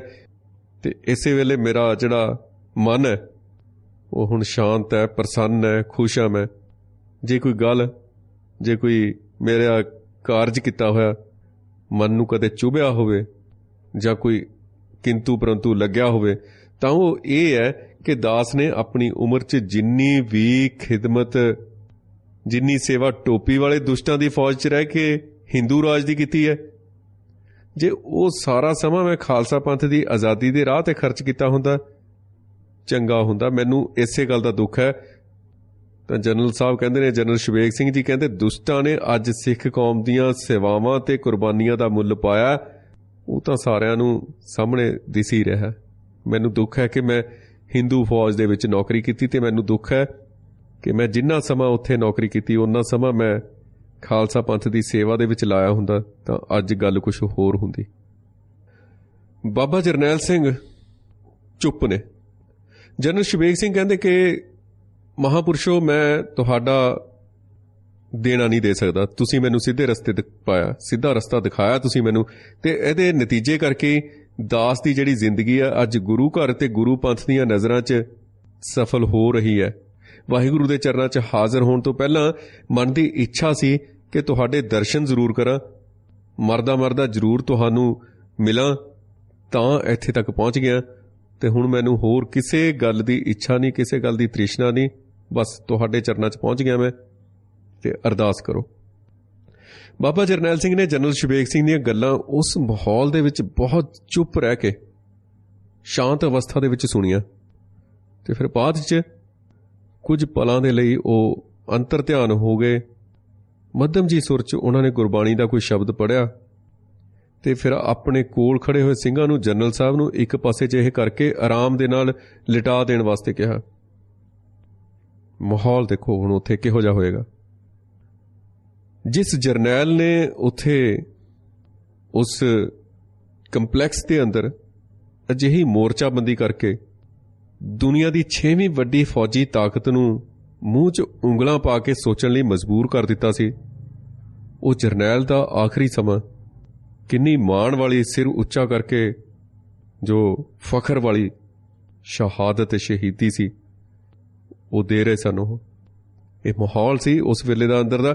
ਭਾਈ ਅਮਰੀਕ ਸਿੰਘ ਜਨਰਲ ਸਾਹਿਬ ਦੇ ਨੇੜੇ ਹੋ ਗਏ ਬੈਠ ਕੇ, ਜਦੋਂ ਉਹਨਾਂ ਨੂੰ ਇੱਕ ਪਾਸੇ ਲਿਟਾਇਆ ਗਿਆ ਇੱਕ ਬੋਰੀ ਦੀ ਢੋਹ ਦੇ ਨਾਲ, ਤੇ ਬਾਬਾ ਜਰਨੈਲ ਸਿੰਘ ਇੱਕ ਪਾਸੇ ਅੰਤਰ ਧਿਆਨ ਨੇ। ਹੁਣ ਭਾਈ ਅਮਰੀਕ ਸਿੰਘ ਜਨਰਲ ਸਾਹਿਬ ਨਾਲ ਕੁਝ ਗੱਲਾਂ ਕਰ ਰਹੇ ਨੇ, ਕੁਝ ਪੁੱਛ ਰਹੇ ਨੇ, ਤੇ ਜਨਰਲ ਸਾਹਿਬ ਆਪਣੇ ਸੁਭਾਅ ਦੇ ਉਲਟ ਇਸ ਜ਼ਖਮੀ ਹਾਲਤ ਦੇ ਵਿੱਚ ਵੀ ਕੁਝ ਉੱਚੀ ਆਵਾਜ਼ ਤੇ ਭਰੇ ਹੋਏ ਭਾਰੇ ਜਿਹੇ ਬੋਲ ਦੇ ਵਿੱਚ ਜਵਾਬ ਦੇ ਰਹੇ ਨੇ। ਉਹ ਕਹਿੰਦੇ, ਬਸ ਪ੍ਰਧਾਨ ਜੀ, ਮਨ ਖੁਸ਼ ਹੋ ਗਿਆ, ਸਿੰਘਾਂ ਨੇ ਦੁਸ਼ਟਾਂ ਨੂੰ ਭੁੰਨ ਭੁੰਨ ਕੇ ਸੁੱਟਤਾ, ਢੇਰ ਲੱਗੇ ਪਏ ਨੇ ਟੋਪੀਆਂ ਵਾਲਿਆਂ ਦੇ, ਮੈਂ ਦੇਖ ਕੇ ਆਇਆ, ਖੁਦ ਦੇਖ ਕੇ ਆਇਆ, ਮਨ ਖੁਸ਼ ਹੋ ਗਿਆ। ਕਹਿੰਦੇ ਉਹ ਕਹਿੰਦੇ ਦਰਸ਼ਨੀ ਡਿਊਟੀ ਤੋਂ ਬਾਹਰ ਵੀ ਟੋਪੀ ਵਾਲਿਆਂ ਦੀਆਂ ਲਾਸ਼ਾਂ ਰੁਲ ਰਹੀਆਂ ਨੇ, ਬੜੀ ਚੜ੍ਹਦੀ ਕਲਾ ਹੋਈ ਆ। ਕਹਿੰਦੇ ਹਜ਼ੂਰ ਸਾਹਿਬ ਦੇ ਜਥੇ ਦੇ ਜਿਹੜੇ ਸਿੰਘ ਸਨ ਨਾ, ਹਜ਼ੂਰ ਸਾਹਿਬ ਤੋਂ ਆਏ ਨੇ ਜਿਹੜੇ, ਉਹ ਸਿੰਘਾਂ ਤੇ ਪਰਿਕਰਮਾ ਦੇ ਆਲੇ ਦੁਆਲੇ ਮੋਰਚੇ ਮੱਲੀ ਬੈਠੇ ਸਿੰਘਾਂ ਨੇ ਤਾਂ ਕਮਾਲ ਹੀ ਕਰ ਦਿੱਤੀ। ਉਹ ਕਹਿੰਦੇ ਮੈਨੂੰ ਤਾਂ ਇਹ ਗੋਲੀਆਂ ਉਸ ਵੇਲੇ ਲੱਗੀਆਂ ਨੇ ਜਦੋਂ ਮੈਂ ਉੱਤਰ ਵਾਲੇ ਪਾਸੇ ਦੀ ਦਰਸ਼ਨੀ ਡਿਊਟੀ ਵਾਲੇ ਸਿੰਘਾਂ ਦੇ ਮੋਰਚਿਆਂ ਤੋਂ ਥੱਲੇ ਉਤਰ ਰਿਹਾ ਸੀ ਤੇ ਉਤਰ ਕੇ ਕੁਝ ਸਿੰਘਾਂ ਨਾਲ ਟੈਂਕਾਂ ਦੇ ਅੰਦਰ ਗ੍ਰਨੇਡ ਸੁੱਟਣ ਬਾਰੇ ਸਲਾਹ ਮਸ਼ਵਰਾ ਕਰ ਰਿਹਾ ਸੀ, ਉਦੋਂ ਮੈਨੂੰ ਗੋਲੀਆਂ ਲੱਗੀਆਂ ਨੇ। ਉਹ ਕਹਿੰਦੇ ਮੇਰੇ ਹਿਸਾਬ ਨਾਲ ਟੈਂਕ ਪਰਿਕਰਮਾ 'ਚ ਕਾਫੀ ਦੇਰ ਤੋਂ ਪਹਿਲਾਂ ਦਾਖਲ ਹੋਣੇ ਸ਼ੁਰੂ ਹੋ ਗਏ ਸਨ, ਪਰ ਸਿੰਘਾਂ ਨੇ ਅਜਿਹੀ ਮਾਰ ਮਾਰੀ, ਉਹਨਾਂ ਨੂੰ ਅਜਿਹੀ ਫਾਇਰਿੰਗ ਕੀਤੀ ਕਿ ਟੈਂਕਾਂ ਨੂੰ ਵੀ ਥਾਂ ਰੁਕਣਾ ਪੈ ਗਿਆ। ਉਸ ਤੋਂ ਪਿੱਛੇ ਹੀ ਸਗੋਂ ਕਈ ਟੈਂਕ ਪਿੱਛੇ ਮੁੜ ਗਏ ਨੇ, ਤੇ ਫੌਜੀ ਜਰਨੈਲ ਵੱਲੋਂ ਇਹ ਟੈਂਕ ਹੁਣ ਉਦੋਂ ਦਾਖਲ ਕਰਨ ਦਾ ਹੁਕਮ ਦਿੱਤਾ ਗਿਆ, ਲੱਗਦਾ ਜਦੋਂ ਉਹਨਾਂ ਸਿੰਘਾਂ ਹੱਥੋਂ ਫੌਜ ਦੀ ਹੋਈ ਵੱਡੀ ਤਬਾਹੀ ਤੋਂ ਬਾਅਦ ਇਹ ਸਮਝ ਲਿਆ ਗਿਆ ਸੀ ਕਿ ਸਿੰਘ ਪੈਦਲ ਫੌਜ ਨੂੰ ਤਾਂ ਨੇੜੇ ਤੇੜੇ ਨਹੀਂ ਲੱਗਣ ਦਿੰਦੇ ਹੁਣ, ਤੇ ਪੈਦਲ ਫੌਜ ਦੇ ਨਾਲ ਤਾਂ ਸਿੰਘਾਂ ਤੇ ਫਤਿਹ ਨਹੀਂ ਪਾਈ ਜਾ ਸਕਦੀ, ਪੈਦਲ ਫੌਜ ਦੇ ਨਾਲ ਤਾਂ ਇਹਨਾਂ ਸਿੰਘਾਂ ਨੂੰ ਜਿੱਤਿਆ ਨਹੀਂ ਜਾ ਸਕਦਾ, ਭਾਵੇਂ ਅਸੀਂ 1 ਸਾਲ ਲੱਗੇ ਰਹੀਏ ਇੱਥੇ, ਤੇ ਨਾ ਤੋਪਾਂ ਮਸ਼ੀਨ ਗਨਾਂ ਦੀ ਮਾਰਨ ਵਾਲੀ ਇਹਨਾਂ ਤੇ ਜਿੱਤ ਪਾਈ ਜਾ ਸਕਦੀ ਹੈ। ਤੇ ਜਨਰਲ ਸ਼ਬੇਗ ਸਿੰਘ ਕਹਿੰਦੇ ਨੇ ਵਾਹਿਗੁਰੂ ਨੇ ਬਹੁਤ ਚੜ੍ਹਦੀ ਕਲਾ ਕੀਤੀ ਆ, ਸੱਚੇ ਪਾਤਸ਼ਾਹ ਹੁਣ ਖਾਲਸਾ ਪੰਥ ਨੂੰ ਆਜ਼ਾਦੀ ਦੀ ਦਾਤ ਨਾਲ ਨਿਵਾਜਣ ਤੇ ਖਾਲਸਾ ਪੰਥ ਨੂੰ ਖਾਲਸਾ ਰਾਜ ਦੀ ਬਖਸ਼ਿਸ਼ ਕਰਨ। ਜੇ ਹੁਣ ਫੌਜ ਟੈਂਕਾਂ ਤੇ ਤੋਪਾਂ ਦੇ ਬਲਬੂਤੇ ਦੇ ਉੱਤੇ ਸ਼੍ਰੀ ਦਰਬਾਰ ਸਾਹਿਬ ਦੇ ਉੱਪਰ ਆਪਣਾ ਕਬਜ਼ਾ ਜਮਾ ਵੀ ਲਏਗੀ, ਕਬਜ਼ਾ ਕਰ ਵੀ ਲਏਗੀ, ਤਾਂ ਉਸ ਹਾਲਤ 'ਚ ਵੀ ਇਤਿਹਾਸ ਦੇ ਅੰਦਰ ਭਾਰਤੀ ਫੌਜ ਦੇ ਇਸ ਹਮਲੇ ਤੇ ਇਸ ਕਬਜ਼ੇ ਨੂੰ ਸਿੰਘਾਂ ਦੇ ਉੱਪਰ ਪਾਈ ਹੋਈ ਫਤਿਹ ਨਹੀਂ ਸਮਝਿਆ ਜਾਏਗਾ ਤੇ ਫਤਿਹ ਨਹੀਂ ਲਿਖਿਆ ਜਾਵੇਗਾ ਇਤਿਹਾਸ ਦੇ ਵਿੱਚ। ਇਤਿਹਾਸ ਇਸ ਹਮਲੇ ਨੂੰ ਸਿੰਘਾਂ ਦੀ ਜਿੱਤ ਦੇ ਰੂਪ ਦੇ ਵਿੱਚ ਦੇਖੇਗਾ, ਤੇ ਅਸੀਂ ਆਹ ਦੇਖ ਲਓ ਸਿੰਘਾਂ ਦੀ ਜਿੱਤ, ਬਾਹਰ ਜਾ ਕੇ ਥਾਂ ਥਾਂ ਦੇ ਉੱਤੇ ਹਰੀਆਂ ਵਰਦੀਆਂ ਵਾਲਿਆਂ ਤੇ ਟੋਪੀਆਂ ਵਾਲਿਆਂ ਦੇ ਢੇਰ ਲੱਗੇ ਹੋਏ ਨੇ। ਇਤਿਹਾਸ ਅੰਦਰ ਫਤਿਹ ਦਾ ਜਿਹੜਾ ਸਿਹਰਾ ਉਹ ਸਿੰਘਾਂ ਨੂੰ ਹਾਸਲ ਹੋਵੇਗਾ, ਸਿੰਘਾਂ ਦੇ ਸਿਰਾਂ ਦੇ ਉੱਤੇ ਜਿੱਤ ਦਾ ਸਿਹਰਾ ਵੱਜੇਗਾ, ਤੇ ਸਿੰਘਾਂ ਦੀ ਇਸ ਫਤਿਹ ਦੇ ਉੱਪਰ ਸਿੱਖ ਕੌਮ ਨੂੰ ਹਮੇਸ਼ਾ ਮਾਣ ਰਹੇਗਾ, ਸਿਰ ਉੱਚਾ ਕਰਕੇ ਚੱਲਿਆ ਕਰੇਗੀ। ਆਉਣ ਵਾਲੇ ਸਮੇਂ ਦੇ ਵਿੱਚ ਸਿੱਖ ਕੌਮ ਕਿ ਦਰਬਾਰ ਸਾਹਿਬ ਦੇ ਉੱਤੇ ਹਮਲਾ ਕੀਤਾ ਸੀ। ਅਸੀਂ ਇਤਿਹਾਸ ਦਾ ਜਦੋਂ ਪਠਨ ਕਰਦੇ ਹਾਂ, ਪਾਠ ਪਠਨ ਕਰਦੇ ਹਾਂ, ਇਤਿਹਾਸ ਪੜ੍ਹਦੇ ਹਾਂ, ਜਦੋਂ ਸ਼੍ਰੀ ਦਰਬਾਰ ਸਾਹਿਬ ਤੇ ਹਮਲੇ ਹੋਏ ਨੇ, ਮੁਗਲਾਂ ਨੇ ਕੀਤੇ ਨੇ ਭਾਵੇਂ, ਤਾਂ ਉਸ ਵੇਲੇ ਵੀ ਜਿਹੜੇ ਮੁਕਾਬਲੇ ਹੋਏ ਨੇ ਸਿੰਘਾਂ ਦੇ ਨਾਲ, ਜੋ 1994 ਉਸ ਕੋਲ ਬਿਲਕੁਲ ਅਸੀਂ ਦੇਖ ਸਕਦੇ ਹਾਂ। ਉਸ ਵੇਲੇ ਹਮਲੇ ਸਿਰਫ ਦਰਬਾਰ ਸਾਹਿਬ ਨੂੰ ਢਾਣ ਲਈ, ਮਲੀਆ ਮੇਟ ਕਰਨ ਲਈ ਕੀਤੇ ਗਏ ਸਨ ਕਿ ਸਿੰਘ ਇਸ ਸਰੋਵਰ ਦੇ ਵਿੱਚ ਇਸ਼ਨਾਨ ਕਰਕੇ ਤਾਕਤ ਹਾਸਲ ਕਰਦੇ ਨੇ ਤੇ ਸਿੰਘ ਇੱਥੋਂ ਸ਼੍ਰੀ ਦਰਬਾਰ ਸਾਹਿਬ ਤੋਂ ਮੱਥਾ ਟੇਕ ਕੇ ਅਰਦਾਸ ਕਰਕੇ ਉਹ ਤਾਕਤ ਹਾਸਲ ਕਰਦੇ ਨੇ ਜਿਹਦੇ ਨਾਲ ਉਹ ਦੁਨੀਆ ਦੀ ਕਿਸੇ ਵੀ ਵੱਡੀ ਤੋਂ ਵੱਡੀ ਤਾਕਤ ਨੂੰ ਫਨਾਹ ਕਰ ਸਕਦੇ ਨੇ, ਖਤਮ ਕਰ ਸਕਦੇ ਨੇ। ਤੇ ਇਸ ਕਰਕੇ ਇਸ ਤਾਕਤ ਦੇ ਸੋਮੇ ਨੂੰ, ਇਸ ਤਾਕਤ ਦੇ ਸਰੋਤ ਨੂੰ ਹੀ ਖਤਮ ਕਰ ਦਿੱਤਾ ਜਾਵੇ। ਤਾਂ ਉਹ ਹਮਲੇ ਉਸ ਵੇਲੇ ਕੀਤੇ ਗਏ ਵਿਰੋਧੀਆਂ ਵੱਲੋਂ, ਦੁਸ਼ਮਣਾਂ ਵੱਲੋਂ, ਜਦੋਂ ਸ਼੍ਰੀ ਦਰਬਾਰ ਸਾਹਿਬ ਵਿਖੇ ਕੋਈ ਸੰਗਤ ਦੀ ਗਿਣਤੀ ਜ਼ਿਆਦਾ ਨਹੀਂ ਸੀ ਹੁੰਦੀ ਤੇ ਨਾ ਹੀ ਸਿੱਖ ਫੌਜਾਂ ਉੱਥੇ ਹੁੰਦੀਆਂ ਸਨ। ਇਹ ਹਮਲੇ ਉਸ ਵੇਲੇ ਕੀਤੇ ਜਾਂਦੇ ਸਨ ਤੇ ਸਿੰਘ ਬਾਅਦ ਦੇ ਵਿੱਚ ਹਮਲਾ ਕਰਕੇ ਉਹਨਾਂ ਦਾ ਬਦਲਾ ਵੀ ਲੈਂਦੇ ਰਹੇ ਤੇ ਦਰਬਾਰ ਸਾਹਿਬ ਦੀ ਨਾਲ ਦੀ ਨਾਲ ਉਸਾਰੀ ਵੀ ਕਰਦੇ ਰਹੇ। ਪਰ ਇਹ ਹਮਲਾ ਕਿਸੇ ਦੁਸ਼ਮਣ ਦੇਸ਼ ਦੀ ਫੌਜ ਵੱਲੋਂ ਨਹੀਂ ਸੀ ਕੀਤਾ ਗਿਆ। ਇਹ ਹਮਲਾ ਆਪਣੇ ਹੀ ਮੁਲਕ ਦੇ ਵਿੱਚ, ਜਿੱਥੇ ਕਿ ਸੰਘਰਸ਼ ਹੋ ਰਿਹਾ ਸੀ, ਜਿੱਥੇ ਹੱਕਾਂ ਦੀ ਗੱਲ ਕੀਤੀ ਜਾ ਰਹੀ ਸੀ, ਸਿੱਖ ਕੌਮ ਵੱਲੋਂ ਮੋਰਚਾ ਲਾਇਆ ਗਿਆ ਸੀ, ਉਸ ਦੇ ਵਿੱਚ ਉਸ ਸਰਕਾਰ ਵੱਲੋਂ ਇਹ ਹਮਲਾ ਕੀਤਾ ਗਿਆ ਸੀ। ਬਿਲਕੁਲ ਉਸ ਸਮੇਂ ਕੀਤਾ ਗਿਆ ਸੀ ਜਦੋਂ ਵੱਡੀ ਗਿਣਤੀ ਦੇ ਵਿੱਚ ਸੰਗਤਾਂ ਉੱਥੇ ਸ਼ਹੀਦਾਂ ਦੇ ਸਰਤਾਜ ਸ਼੍ਰੀ ਗੁਰੂ ਅਰਜਨ ਦੇਵ ਜੀ ਦਾ ਸ਼ਹੀਦੀ ਦਿਹਾੜਾ ਮਨਾਉਣ ਦੇ ਲਈ ਇਕੱਤਰ ਹੋਈਆਂ ਸਨ। ਧਰਮ ਯੁੱਧ ਮੋਰਚੇ ਦੇ ਵਿੱਚ ਗ੍ਰਿਫਤਾਰੀਆਂ ਦੇਣ ਲਈ ਨਿਹੱਥੇ ਤੌਰ ਦੇ ਉੱਤੇ ਵੱਡੀ ਗਿਣਤੀ ਦੇ ਵਿੱਚ ਮੋਰਚੇ ਦੇ ਵਿੱਚ ਗ੍ਰਿਫਤਾਰੀਆਂ ਦੇਣ ਲਈ ਆਏ ਹੋਏ ਪਿੰਡਾਂ ਦੇ ਕਿਸਾਨ, ਸਿੱਖ ਕਿਸਾਨ ਲੋਕ ਆਏ ਹੋਏ ਸਨ ਤੇ ਹੋਰ ਸ਼ਰਧਾਲੂ ਆ ਕੇ ਠਹਿਰੇ ਹੋਏ ਸਨ। ਉਸ ਵੇਲੇ ਇਹ ਹਮਲਾ ਕੀਤਾ ਗਿਆ ਸੀ ਤੇ ਇਹ ਹਮਲਾ ਆਪਣੇ ਆਪ ਦੇ ਵਿੱਚ, ਜਦੋਂ ਅਸੀਂ ਇਤਿਹਾਸ ਦੀ ਗੱਲ ਕਰਦੇ ਹਾਂ, ਇਤਿਹਾਸ ਪੜ੍ਹਦੇ ਹਾਂ, ਤਾਂ ਉਸ ਦੇ ਵਿੱਚ ਅਸੀਂ ਦੇਖਦੇ ਹਾਂ ਕਿ ਜਿੰਨੇ ਵੀ ਹਮਲੇ ਪਿੱਛੇ ਕੀਤੇ ਗਏ, ਤਾਂ ਮੈਂ ਜ਼ਿਕਰ ਕਰ ਰਿਹਾ ਇਹ ਕਿ ਉਹਨਾਂ ਹਮਲਿਆਂ ਦੇ ਵਿੱਚ ਹਮਲਾਵਰ ਦਾ ਉਸ ਵੇਲੇ ਬਾਬਾ ਗੁਰਬਖਸ਼ ਸਿੰਘ ਨੂੰ ਛੱਡ ਕੇ ਜਦੋਂ 30 ਸਿੰਘਾਂ ਦੀ ਗਿਣਤੀ ਦੇ ਵਿੱਚ ਅਕਾਲ ਤਖਤ ਸਾਹਿਬ ਵਿਖੇ ਠਹਿਰੇ ਹੋਏ ਸਨ ਬਾਬਾ ਗੁਰਬਖਸ਼ ਸਿੰਘ, ਹਮਲਾ ਕਰਨ ਵਾਲਿਆਂ ਦਾ ਟਾਕਰਾ ਕਰਨ ਦੇ ਲਈ ਅਬਦਾਲੀ ਦੀ ਫੌਜ ਦਾ ਉਸ ਵੇਲੇ ਟਾਕਰਾ ਕੀਤਾ ਗਿਆ ਤੇ ਉਸ ਵੇਲੇ ਜਿੰਨੀ ਵੀ ਗਿਣਤੀ ਦੇ ਵਿੱਚ ਉਹ ਮੁਗਲ ਫੌਜ ਨੂੰ ਮਾਰ ਸਕੇ, ਟਾਕਰਾ ਕਰ ਸਕੇ, ਉਹਨਾਂ ਨੇ ਕੀਤਾ। ਪਰ ਇੰਨੀ ਵੱਡੀ ਗਿਣਤੀ ਦੇ ਵਿੱਚ ਇਹ ਇਤਿਹਾਸ ਦੇ ਵਿੱਚ ਪਹਿਲੀ ਵਾਰ ਸੀ ਜਦੋਂ ਦਰਬਾਰ ਸਾਹਿਬ ਦੇ ਉੱਤੇ, ਸ਼੍ਰੀ ਅਕਾਲ ਤਖਤ ਸਾਹਿਬ ਦੇ ਉੱਤੇ ਹਮਲਾ ਕਰਨ ਆਈ ਦੁਨੀਆ ਦੀ 6ਵੀਂ ਵੱਡੀ ਫੌਜੀ ਤਾਕਤ ਨੂੰ ਇੰਨਾ ਮੁਕਾਬਲਾ ਉੱਥੇ ਅੱਗੋਂ ਮਿਲੇ, ਇੰਨਾ ਟਾਕਰਾ ਕਰਨਾ ਪਿਆ ਹੋਵੇ ਤੇ ਇੰਨੀ ਵੱਡੀ ਗਿਣਤੀ ਦੇ ਵਿੱਚ ਉਹਨਾਂ ਦੀਆਂ ਲਾਸ਼ਾਂ ਉੱਥੇ ਰੁਲ ਰਹੀਆਂ ਹੋਣ, ਇੰਨੀ ਵੱਡੀ ਗਿਣਤੀ ਦੇ ਵਿੱਚ ਉਹਨਾਂ ਦੀ ਫੌਜ ਦਾ ਨੁਕਸਾਨ ਹੋਇਆ ਹੋਵੇ, ਜਾਨੀ ਨੁਕਸਾਨ ਹੋਇਆ ਹੋਵੇ, ਇਹ ਪਹਿਲੀ ਵਾਰ ਸੀ। ਇਤਿਹਾਸ ਦੀ ਸਭ ਤੋਂ ਵੱਡੀ ਅਸਾਮੀ ਜੰਗ ਇਸ ਨੂੰ ਅਸੀਂ ਕਹਿ ਸਕਦੇ ਹਾਂ। ਸੋ ਜਨਰਲ ਸ਼ੁਬੇਗ ਸਿੰਘ ਉੱਥੇ ਗੱਲਾਂ ਕਰ ਰਹੇ ਨੇ। ਉਹ ਕਹਿੰਦੇ ਕਿ ਜੇ ਹੁਣ ਕਬਜ਼ਾ ਕਰ ਵੀ ਲੈਂਦੀ ਹੈ ਭਾਰਤੀ ਫੌਜ ਇੱਥੇ, ਤਾਂ ਉਸ ਨੂੰ ਜਿੱਤ ਨਹੀਂ ਕਿਹਾ ਜਾਏਗਾ। ਜਿੱਤ ਖਾਲਸਾ ਪੰਥ ਦੀ ਹੈ, ਜਿੱਤ ਸਿੰਘਾਂ ਦੀ ਹੈ ਤੇ ਕੌਮ ਦਾ ਸਿਰ ਉੱਚਾ ਰਹੇਗਾ ਹਮੇਸ਼ਾ ਇਸ ਲੜਾਈ ਦੇ ਕਰਕੇ ਤੇ ਕੌਮ ਨੂੰ ਇਸ ਤੇ ਮਾਣ ਰਹੇਗਾ। ਦਰਬਾਰ ਸਾਹਿਬ ਦੇ ਉੱਪਰ ਹੋਏ ਇਸ ਹਮਲੇ ਦੇ ਸਬੰਧ 'ਚ ਕਹਿੰਦੇ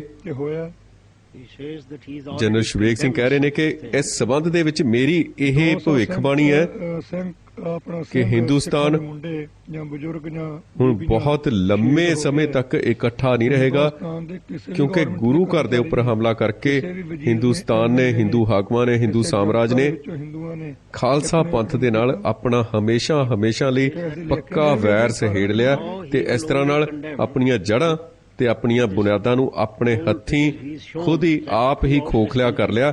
ਖੱਖੜੀਆਂ ਕਰਨ ਦਾ ਰਾਹ ਇਹਨਾਂ ਨੇ ਅਖਤਿਆਰ ਕਰ ਲਿਆ ਤੇ ਵਾਹਿਗੁਰੂ ਕਰੇ ਕਿ ਹੁਣ ਸੱਚੇ ਪਾਤਸ਼ਾਹ ਦੀ ਕਿਰਪਾ ਤੇ ਉਸ ਦੀ ਮਿਹਰ ਕਰਕੇ ਸਿੱਖ ਕੌਮ ਦੇ ਅੰਦਰ ਆਪਸ 'ਚ ਇੰਨਾ ਇਤਫਾਕ ਹੋ ਜਾਵੇ ਤੇ ਇੰਨਾ ਇਕੱਠ ਬਣਿਆ ਰਹੇ ਤੇ ਸਿੱਖ ਕੌਮ ਨੂੰ ਆਪਣੇ ਦੋਸਤਾਂ ਤੇ ਆਪਣੇ ਦੁਸ਼ਮਣਾਂ ਦੀ ਪਛਾਣ ਰਹੇ ਤੇ ਵਾਹਿਗੁਰੂ ਖਾਲਸਾ ਪੰਥ ਦੇ ਅੰਦਰ ਪੰਥਕ ਗਦਾਰਾਂ ਨੂੰ ਸਮਝਣ, ਉਹਨਾਂ ਨੂੰ ਪਛਾਣਨ ਤੇ ਉਹਨਾਂ ਨੂੰ ਸੋਧਣ ਦੀ ਰੁਚੀ ਤੇ ਸੋਝੀ ਬਖਸ਼ੀ ਰੱਖੇ। ਫਿਰ ਸਭ ਕੁਝ ਠੀਕ ਹੈ, ਠੀਕ ਹੀ ਠੀਕ ਹੈ। ਤੇ ਵਾਹਿਗੁਰੂ ਸੱਚੇ ਪਾਤਸ਼ਾਹ ਆਪਣੇ ਪੰਥ ਦੇ ਉੱਪਰ ਸਦਾ ਮਿਹਰ ਭਰਿਆ ਹੱਥ ਰੱਖੇ। ਤੇ ਇੰਨੇ ਕਹਿੰਦਿਆਂ ਹੀ ਜਨਰਲ ਸ਼ਬੇਗ ਸਿੰਘ ਆਪਣੇ ਪ੍ਰਾਣ ਤਿਆਗ ਦਿੰਦੇ ਨੇ। ਉਹ ਸੂਰਮਾ ਮਹਾਨ ਜਰਨੈਲ ਆਪਣਾ ਆਖਰੀ ਸਾਹ ਲੈਂਦਾ ਤੇ ਬਾਬਾ ਜਰਨੈਲ ਸਿੰਘ ਜਨਰਲ ਸ਼ਬੇਗ ਸਿੰਘ ਵੱਲ ਦੇਖ ਕੇ ਫਤਿਹ ਬੁਲਾਉਂਦੇ ਨੇ। ਠੀਕ ਹੈ ਭਾਈ, ਅਸੀਂ ਵੀ ਤੇਰੇ ਪਿੱਛੇ ਪਿੱਛੇ ਆ ਰਹੇ ਹਾਂ। ਵਾਹਿਗੁਰੂ ਜੀ ਕਾ ਖਾਲਸਾ, ਵਾਹਿਗੁਰੂ ਜੀ ਕੀ ਫਤਿਹ। ਫਤਿਹ ਅਰਜ਼ ਕਰਦੇ ਨੇ ਤੇ ਭਾਈ ਅਮਰੀਕ ਸਿੰਘ ਵੱਲ ਦੇਖਦੇ ਨੇ, ਫਿਰ ਕਹਿੰਦੇ ਹਾਂ ਜੀ ਫਿਰ ਚੱਲੀਏ ਪ੍ਰਧਾਨ ਜੀ। ਸੋ ਇਸ ਤਰੀਕੇ ਨਾਲ ਉੱਥੇ ਜੋ ਆਖਰੀ ਪੜਾਅ ਚੱਲ ਰਿਹਾ ਯੁੱਧ ਦਾ, ਦੁਨੀਆ ਦੀ ਸਭ ਤੋਂ ਵੱਡੀ ਅਸਾਮੀ ਜੰਗ, ਜਿਸ ਨੂੰ ਬਿਆਨ ਕਰਨ ਦੇ ਲਈ ਅੱਖਰਾਂ ਦੀ ਘਾਟ ਪੈ ਜਾਂਦੀ ਹੈ, ਸ਼ਬਦਾਂ ਦੀ ਘਾਟ ਪੈ ਜਾਂਦੀ ਹੈ। ਇਸ ਨੂੰ ਬਿਆਨ ਕਰਨਾ ਬਹੁਤ ਔਖਾ ਹੈ, ਇਸ ਨੂੰ ਲਿਖਣਾ ਬਹੁਤ ਔਖਾ ਹੈ, ਸ਼ਬਦ ਨਹੀਂ ਹੈ ਨੇ। ਸੋ ਅੱਜ ਦਾ ਜਿਹੜਾ ਇਹ ਪ੍ਰੋਗਰਾਮ ਹੈ ਅਸੀਂ ਇੱਥੇ ਹੀ ਸਮਾਪਤ ਕਰਦੇ ਹਾਂ।